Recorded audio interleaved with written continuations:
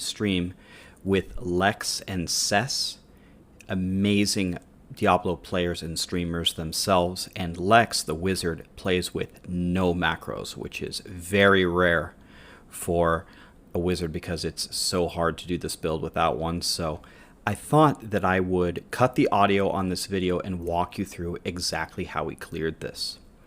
So first, a very quick overview on what this is. This is the meta team, which is Monk, Barb, Necro, Wizard. Starting with the Monk is a support role, and their main job is to drop a sanctuary in the middle of these huge packs that we're making and spam heal us. If you look at my buffs there in the middle, it's that little pink buff that keeps refreshing. That is Cess spam healing us. The Barbarian is responsible for pulling the monsters everywhere and doing a ground stomp to gather everything together. Which brings us to the Wizard, who is responsible for killing everything in the Rift with meteors. And the build that they do is so difficult that most wizards at this level use macros to do it for them, because the windows of time that they have to correctly execute the skills is very difficult to do. So it's incredible, once again, that Lex is able to do this playing manually. And finally, me as the RGK, which stands for Rift Guardian Killer. I'm responsible for killing the boss at the end and just sort of trying to help out on the clear. So what's going on here?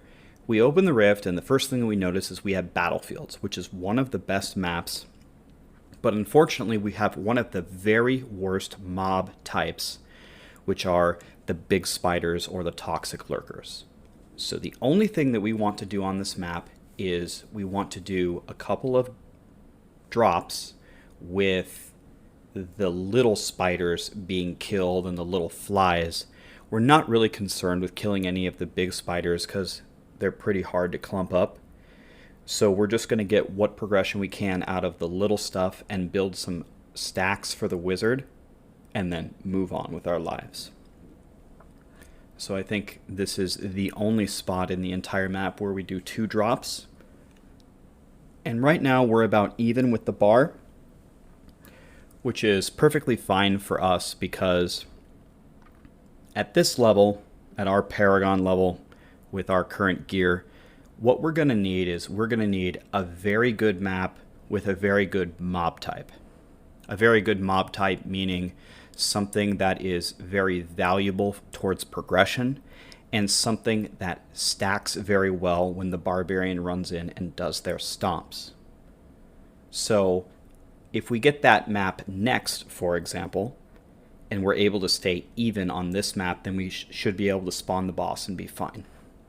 The next floor is one of the shortest floors in the entire game. I think it actually is the shortest floor, so nothing spectacular is going to happen here. But it has one of the very best mob types, chickens. They're actually armored destroyers, but everyone calls them chickens because they look like chickens. You can see how well they stack, and they're worth so much, as you're about to see from this pop. We caught up tremendously with just 1 meteor there. And another thing to know about this is the wizard can only drop a meteor once every 32 seconds, so that's the kind of timer that we're on. Floor 3 is the best map in the entire game, Festering Woods. This is what we're looking for. And we just got I would call a pretty good mob type, skeletons. So at least skeletons are going to be able to stack together. I guess now is the time to shamelessly plug. Please go follow me on Twitch and subscribe on YouTube. But anyway, this is pretty decent. So what I'm trying to do here is I'm running around and I'm trying to aggro stuff for the Barb to get them all in here so we can get some big drops. And what we're trying to do is we're trying to spawn a conduit pylon. Festering Woods, most of them have 6 elites on the entire map. So if we can kite them all forward while killing all the trash and then finally spawning a conduit, we should have enough time to kill the Guardian. Now, I should explain a little bit more in detail. On the Guardian, I am Thorns.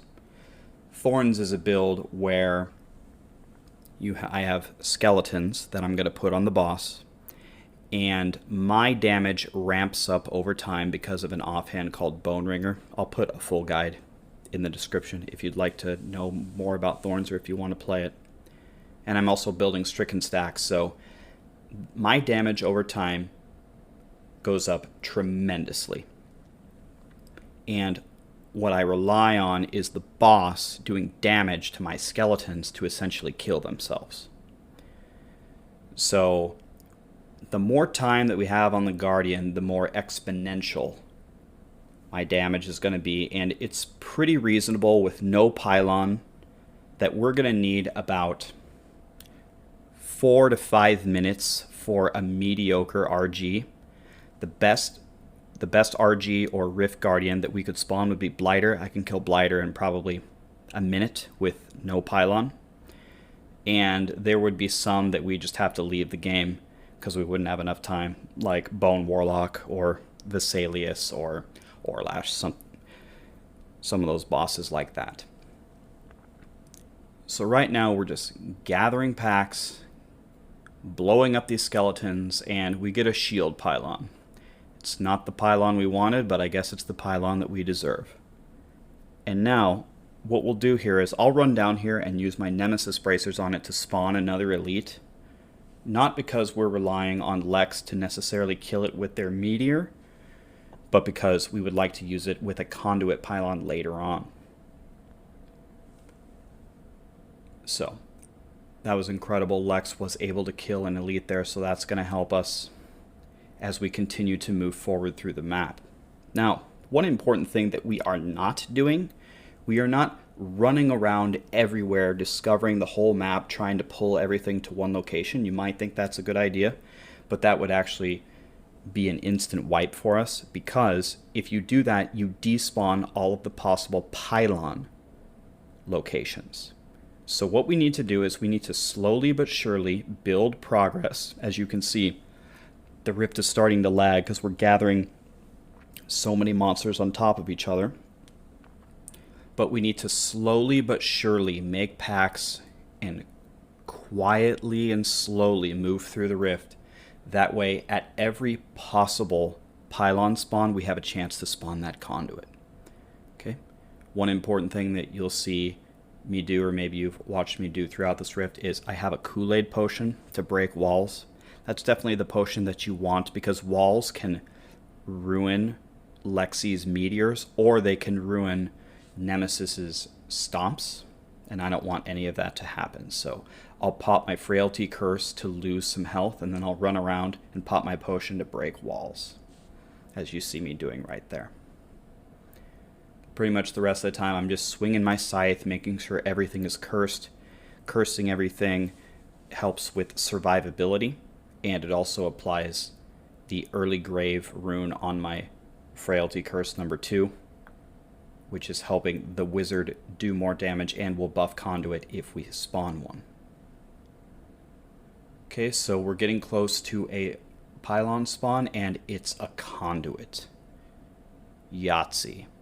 Alright, now what we have to do is we have to make sure that we've killed enough of the trash that the conduit will have enough time to zap all of the elites dead. So right now we're just working on the trash, and we're not... Notice how we didn't dive and grab it right away? That would be a wipe, because the conduit would spend most of its time electrocuting skeletons, and it wouldn't kill the elites, and then we'd be very sad. So we're just very content here just to keep dropping meteors until we've thinned this out enough that we can pop the conduit. But right now this looks pretty promising. It looks like we're going to have about 4.5 minutes for the Guardian, so this should be able to kill more than half of the Guardians in time, at least with my Paragon level. If I was a higher Paragon level, could kill them a little faster, but we work with what we've got. So again, you can see very obviously there's just way too many mobs here. There's not a good chance that we would be able to kill them all with the conduit, so we're just going to keep work on it. Major Ass Butt is now following. That might be the best or the worst name I've ever seen. And it's conduit time. And can we spawn the Guardian here? What I'm doing here is I'm making sure every monster is cursed with frailty to make sure that they die at that 18% so we can continue to electrocute these elites. And the Guardian is up, and survey says it's Tethrus. So the thing about Tethrus is at 60%, she's dead. Because at 60%, she spawns this black hole that just one-shots her with thorns. So I've commanded my skeletons on her, and just stacking stricken with my scythe. And the main thing that I need to do here is not die. As long as I don't die to her, and by the way, the black hole can one-shot you. I learned that the hard way. This should be a clear. So what else can I tell you about this? Every once in a while I have to throw a bone spear to keep up my poison stack. And my dislocate in number 3 refreshes my bone armor stacks, which will keep me alive. But I want to do this very deliberately at certain moments. I want to dislocate either in poison or in cold, preferably either right after she's done an attack so I don't interrupt one of her attacks, or while she's dancing around because she's not attacking. And that way she's never stunned during my physical rotation, because Thorns is physical, and I never want her stunned during physical because I want her to be attacking and take more damage. So now another thing that I have to think about here is I need to get her to 60%, and my Land of the Dead has a 2-minute cooldown before applying any cooldown reduction, which I don't have a lot of. So at about the 3-minute to 2-minute mark, I can do a Land of the Dead and then do a second one. Now, the first Land of the Dead is not that strong because, again, remember, my Bone Ringer needs to stack up, my Stricken stacks need to stack up. So the Land of the Dead at 2 minutes is nothing compared to the one at the end. But still, 2 is better than 1. It's a free Land of the Dead, so I'll take it. So I pop the land right before the physical to try to get her down to that golden 60% mark. But at this point, really what I'm trying to do is just stay in the sanctuary, have her melee my skeletons, keep my dislocate buff up, keep throwing the spear, and just pray that she doesn't one-shot me. So how rare is it to get a rift this good? I mean, we had a battlefields and we had a festering with pretty good mob type with a conduit. The answer is it can depend. Some teams can get this stuff in 5 keys, and some can pull hundreds and hundreds and never see anything like this. But what I would say to anyone wanting to get into the meta scene or build this team is don't be discouraged, just keep trying. And you want to know what? Even if you get an incredible rift and you throw it away, as long as you learn something from it, if you can go back, if you were streaming it or recording it, if you can go back and see some mistakes that you made, or if you want to stop by and ask us any questions, we've ran this a million times. As long as you're learning something from it, as long as you keep trying, I promise you, you can get it down. Because there was a point where we were pulling 140s and getting destroyed, and then it wasn't too long later, after a little bit of practice, that we were able to start clearing some 150s. But anyway, the moment of truth is coming. Let's see what we can do with Tethrus. 59 seconds left. My land is back up. So my physical rotation is coming. So here we go. Just need to make sure I don't die. So there's the land, and she's at 60, and black hole, and sayonara.